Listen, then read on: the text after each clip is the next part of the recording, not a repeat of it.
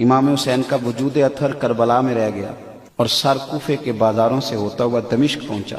بہن کو تو بھائی کی انگلی بھیج دو تو شاید پاگل ہو جائے۔ سیدہ زینب نے سارا کچھ دیکھا، لیکن نہ مصطفیٰ کی شہزادی کا پردہ سر سے سر کا، نہ کوئی نماز قضا ہوئی۔ اور یزید کے دربار میں جب سیدہ زینب پہنچی تو یزید نے چھڑی لگائی نا امام حسین کے چہرے کو، تو پھر بھی بی بی نے ہائے وائے نہیں کی، تڑپی نہیں۔ ایک نابینا بزرگ بیٹھے تھے جنہوں نے مولا علی کے پیچھے بڑے جمعے پڑے ہوئے تھے، وہ کہتے ہیں سیدہ نا ستون کے پاس با پردہ بیٹھی تھی تو وہاں سے اٹھی، پہلے اللہ کی حمد کی، پھر نانا مصطفیٰ پہ درود پڑا، پھر کہا ان اللہ مع الصابرین، اور پھر فرمانے لگی تو کہہ رہا ہے کہ معاذ اللہ تو جیت گیا ہے اور حسین بظاہر ہار گئے۔ آپ فرمانے لگی یزید ذرا وقت بدلنے دے، ذرا حالات تبدیل ہونے دے، ذرا میرے حسین کی شہادت کی خبر عام ہونے دے، حکومت تیری ہے، نام تیرا ہے۔ اور سیدہ زینب جب تقریر کر رہی تھی نا، بات کر رہی تھی، تو وہ نابینا ساتھ والے آدمی کا گھٹنا ہلا کے کہنے لگے علی آ گئے دربار میں، تو علی کی آواز لگتی ہے۔ میرے بھائی بس کربلا والا